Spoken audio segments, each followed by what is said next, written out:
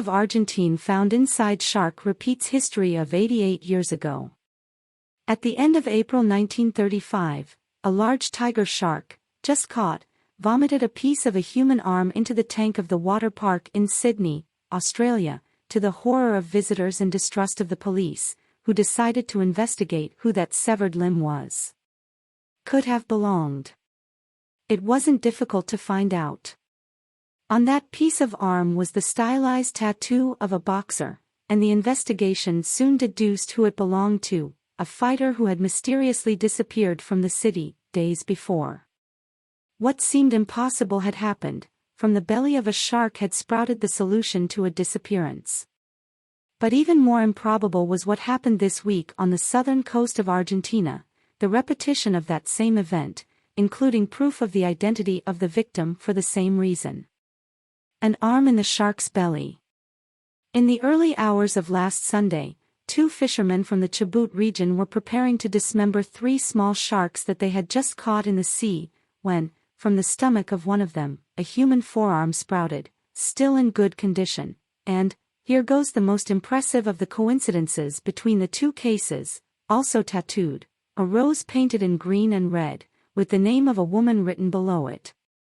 It was also the tattoo that allowed the police to quickly identify the victim, Argentine mechanic Diego Alejandro Barría, 32 years old, who had left home a week earlier, on the night of Saturday, February 18, to go for a walk. Wrecked ATV. The day after the disappearance, Sunday before last, February 19, Diego's ATV, which he usually used for rides on the dunes and sands of the coastal wilderness near the city of Comodoro Rivadavia, where he lived with his wife and 3 children, was found, half destroyed in the beach, as well as his helmet, cracked in different parts, but without any sign of the Argentine. Distressed by the disappearance of her husband, Diego's wife, Virginia Brugger, contacted the police, who immediately began to investigate the intriguing disappearance of the mechanic, at the same time that they collected the quadricycle, quite damaged, as if it had overturned, and the helmet, also very damaged. First police theory.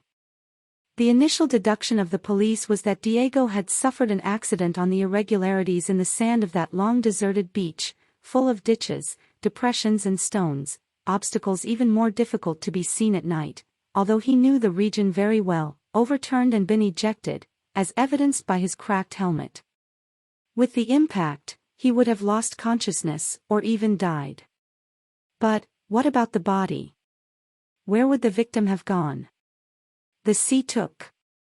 At first, the only plausible explanation that the police found was that Diego could have fallen, unconscious, or already dead, on the beach, then being dragged by the sea, which was particularly violent that night, full of waves and currents, although without ruling out the hypothesis that there was another vehicle, and other people, involved in the alleged accident, since, before disappearing, the mechanic had met acquaintances in villages in the region and greeted them. Until then, however, the hypothesis that the victim had been taken by the sea, something somewhat disconnected for someone who went out for a walk with a land vehicle, was mere speculation. Very complex case. Until, from the belly of that shark, the macabre arm of the Argentine came out, who, until now, no one knows for sure how he died, much less how his body ended up in the sea, and, from there, into the animal. It is a very complex case, evaluates the Undersecretary of Civil Protection of the region, José Mazzi, who has been helping the police in the investigations. The first thing to do is to examine the quadricycle, to analyze whether there was another vehicle involved, and to find out if more traces of the victim appear on the beaches in the region, such as the clothes he was wearing at the time, which, curiously, did not have any residue. In the belly of the shark, says Daniela Militraz, head of the search division of the local police. Shark didn't kill him. What is certain is that Diego did not die because of the shark. He would have already been dead when he was partially devoured, since his arm was well preserved, a sign that the limb had been swallowed shortly before the animal was captured, which only occurred a week later, and who did not voluntarily enter the sea, who would take a swim in the sea in the middle of the night, after having destroyed his vehicle. But the police still haven't ruled out another hypothesis, that of homicide, followed by disposal of the body at sea, thesis defended by the victim's family.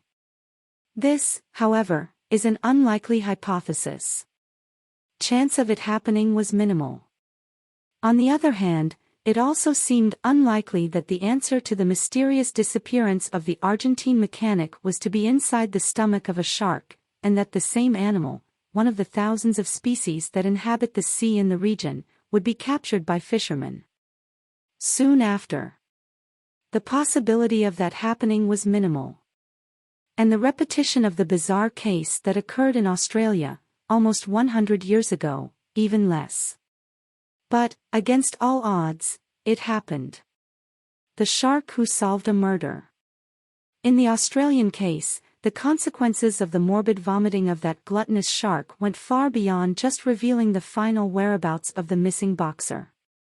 By analyzing the type of cut that resulted in the victim's arm being severed, it was even possible to conclude how he had died, murdered. 88 years later, history tried to repeat itself. And in an equally tragic way. So far, neither the police nor the family can say how, after all, Diego ended up in the sea, inside the belly of a shark. Thanks so much for watching this far. If you liked the content and want to continue watching our videos, don't forget to subscribe to the channel, leave your like, share the video with your friends and turn on the notification bell so you don't miss any news. Your help is very important for us. To the next.